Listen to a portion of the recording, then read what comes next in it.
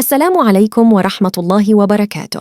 في هذا الفيديو سوف نعرض عليكم آخر خبر بخصوص نجم المنتخب الوطني الجزائري إسماعيل بناصر، لكن قبل أن نبدأ في التفاصيل لا تنسوا الاشتراك في القناة والإعجاب بالفيديو ليصلكم منا كل جديد.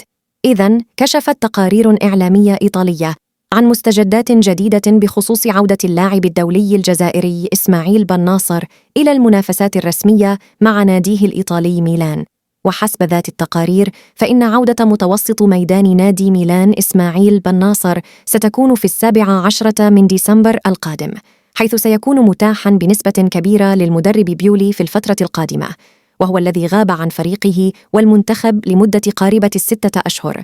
وأضافت ذات التقارير أن نجم الخضر إسماعيل بناصر سيكون متواجداً مع محاربي الصحراء في كأس إفريقيا المقبلة بكوت ديفوار بنسبة كبيرة، خاصة وأنه سيكون متاحاً لتربص الخضر قبل كأس إفريقيا.